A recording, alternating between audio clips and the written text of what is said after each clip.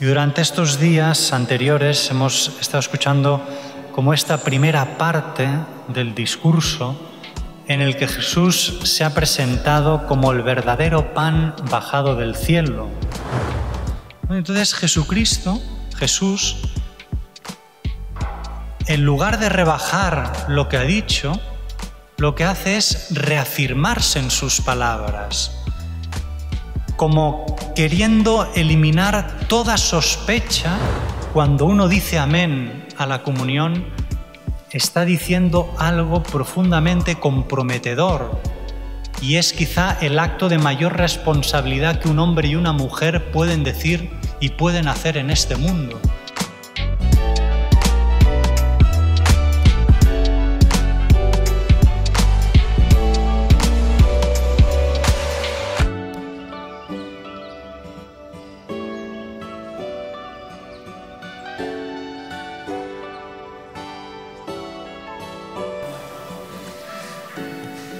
El Señor esté con vosotros. Lectura del Santo Evangelio según San Juan.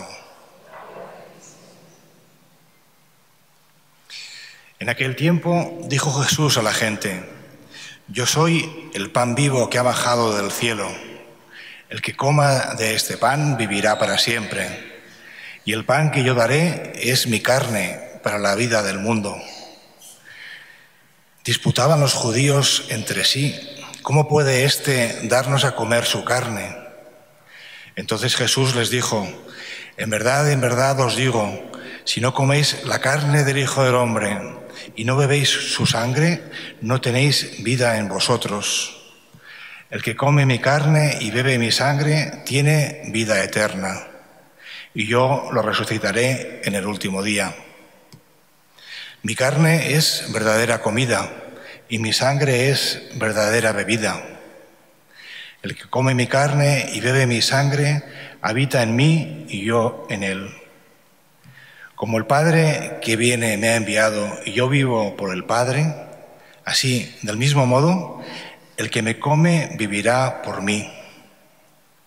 Este es el pan que ha bajado del cielo, no como el de vuestros padres, que lo comieron y murieron. El que come este pan vivirá para siempre. Palabra del Señor. Seguimos inmersos en este gran discurso de Jesús, el discurso del pan de vida que pronunció en la sinagoga de Cafarnaún después de haber hecho el milagro de la multiplicación de los panes y de los peces. Y durante estos días anteriores hemos estado escuchando como esta primera parte del discurso en el que Jesús se ha presentado como el verdadero pan bajado del cielo, pero no del cielo atmosférico, como en el caso del maná, decíamos el domingo pasado, ¿no? Sino del verdadero cielo, del cielo entendido como el lugar propio de Dios. Y es que Él ha descendido del seno del Padre para convertirse para nosotros en el verdadero alimento de nuestra vida.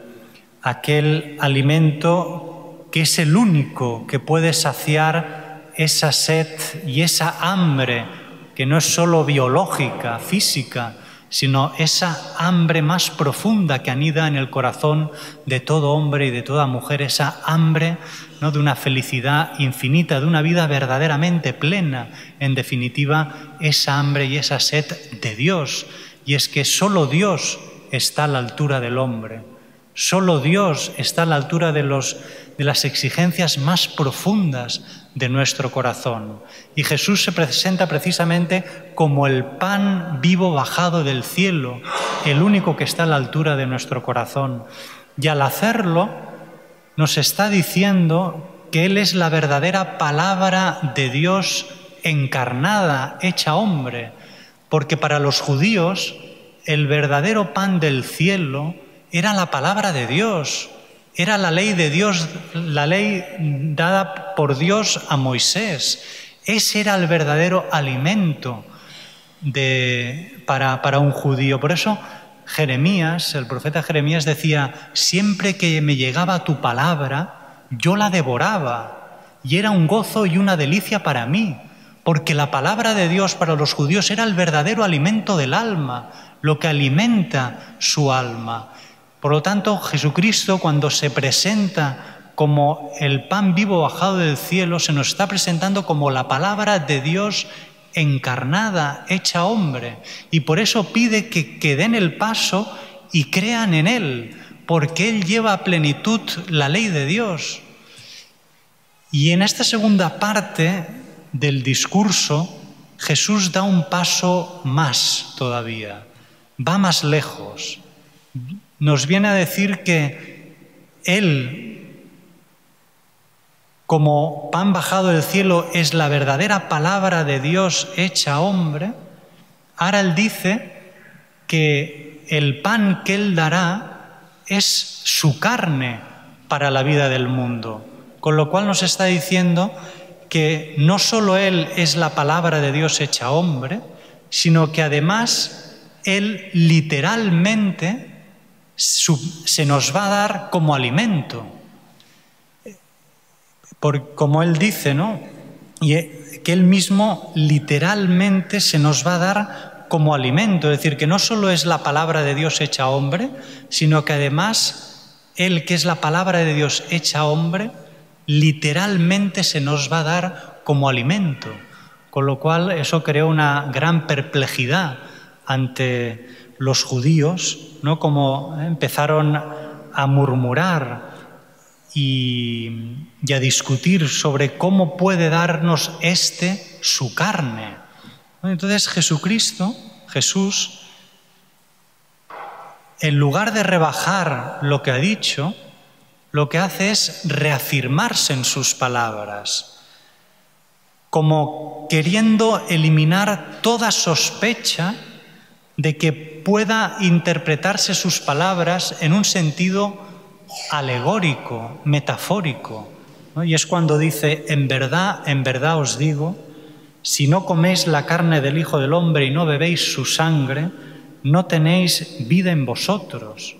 Y continúa diciendo, el que come mi carne y bebe mi sangre tiene vida eterna, y yo lo resucitaré en el último día. Y todavía continúa diciendo, mi carne es verdadera comida y mi sangre es verdadera bebida. Y además el verbo utilizado, comer, se tendría que traducir mejor por masticar. Es decir, que lo que nos está diciendo es que Él, que nos va a dar su carne y su sangre, significa que se nos va a dar Él mismo, por entero, que el pan que Él va a dar a sus discípulos es Él mismo, su misma persona, que Él lo que nos va a ofrecer no es un trozo de carne inerte, que lo que nosotros vamos a recibir en la Eucaristía no es un cadáver, sino que es Jesucristo, muerto y resucitado, y que por lo tanto comer su carne y beber su sangre es entrar en comunión con Jesucristo, con toda su vida, su pasión, muerte y resurrección, que comulgar significa entrar en comunión y participar con la vida de Cristo resucitado. Por eso dice, quien come mi carne y bebe mi sangre tiene vida eterna. No solo tendrá vida eterna más tarde, cuando muera, sino ya ahora tiene vida eterna el que me come mi carne y come mi sangre. Porque al comer mi carne y mi sangre, entra en comunión conmigo y se adentra en la vida de Dios, en la vida que Él tiene como Hijo desde toda la eternidad con Dios Padre. Os adentráis en esa relación de amor eterna que hay entre mí y el Padre, nos viene a decir Jesús. Una vida que es la plenitud de la vida, la plenitud del amor, en la que entrasteis, os introducisteis el día de vuestro bautismo, y que ahora cada vez que recibimos la comunión nos vamos adentrando en esa vida con Dios. Por eso esta comunión con Cristo que nos adentra en el misterio de la Santísima Trinidad transforma por completo nuestra vida. Imaginaros cuando llega el amor a la vida de una persona, el amor humano, lo cambia por completo. Pues lo que recibimos en la comunión es Jesucristo con toda la potencia de su amor. Y si el amor humano es capaz de hacer cosas tan bonitas, hoy vamos a celebrar estos 62 años de amor humano, si el amor humano es capaz de hacer cosas tan bonitas en la vida de una persona, imaginaros de qué es capaz el amor de Dios en la vida de una persona. Por eso cuando uno recibe la comunión queda totalmente transformado, porque nos hace entrar en sintonía con el corazón de Cristo hasta que lleguemos a tener los mismos sentimientos del corazón de Cristo. Nos introduce en esa dinámica de amor que llevó a Jesús a dar su vida por nosotros.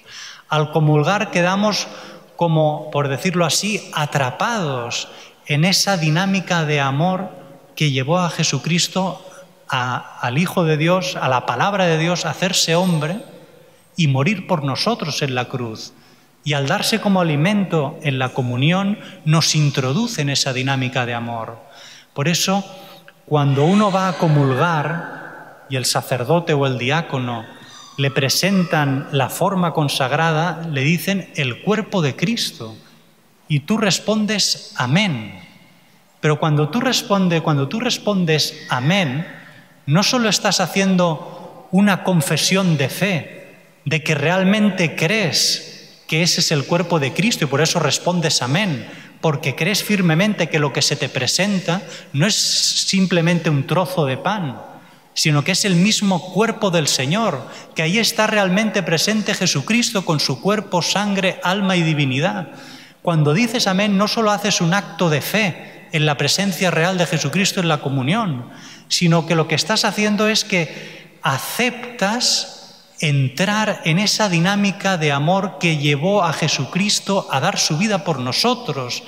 Le estás permitiendo al decir amén que quieres que Él continúe su vida en tu vida. Porque Jesucristo, cuando recibimos la comunión, Jesucristo no está como petrificado en la comunión, sino que está presente en ese acto de donación total que fue su vida, que le llevó por amor a entregar su vida por nosotros en la cruz. Y lo que nosotros estamos diciendo es que aceptamos entrar en esa lógica del amor que le llevó a dar la vida por nosotros y poder llegar a decir como con San Pablo, ya no soy yo quien vivo, es Cristo que vive en mí. ¿No? Por eso, cuando uno dice amén a la comunión, está diciendo algo profundamente comprometedor y es quizá el acto de mayor responsabilidad que un hombre y una mujer pueden decir y pueden hacer en este mundo, porque es dejar entrar a Dios con toda la potencia de su amor que le llevó a dar la vida por nosotros. Y nosotros le decimos que sí, que continúe en nosotros esa vida de amor que le llevó a dar su vida por nosotros. Por eso, cuando uno va a comulgar, no puede ir. Primero tiene que ir a comulgar con unas condiciones que son las que pide la Iglesia, unas condiciones objetivas. Uno no puede venir a comulgar de cualquier manera, ¿no? Cuando a lo mejor hace años que no va a misa o que no se ha confesado, que no está en gracia de Dios. Pero aparte de esto, que es como lo mínimo, las condiciones mínimas, uno no puede ir a comulgar, a recibir la comunión, a recibir a la palabra de Dios encarnada y dejar que Él continúe su vida de amor en nosotros. Uno no puede ir a comulgar con frialdad, con indiferencia, inadvertidamente, distraídamente, sino que tiene que ir, como diría el profeta Jeremías, con ese deseo de devorar a Jesucristo, Dios y hombre verdadero que nos da en la comunión, como Jeremías, que decía que cuando llegaba la palabra de Dios, él la devoraba y era un gozo y una delicia para él. También nosotros, cuando vamos a comulgar, tenemos como profeta de Jeremías tener ese anhelo y ese deseo de devorar a Jesucristo, y podríamos añadir para que nosotros seamos devorados por el amor que late en el corazón de Cristo presente en la Eucaristía. Y ojalá que nosotros fuéramos a comulgar con esos sentimientos, con esos deseos con las que la Virgen, los santos, fueron a recibir la comunión. Que pudiéramos decir, cuando vamos a recibir la comunión, esa oración de comunión espiritual que me enseñaron cuando era pequeño, ¿no? De yo quisiera, Señor, recibiros con aquella pureza, humildad y devoción con que os recibió vuestra Santísima Madre, con el espíritu y fervor de los santos.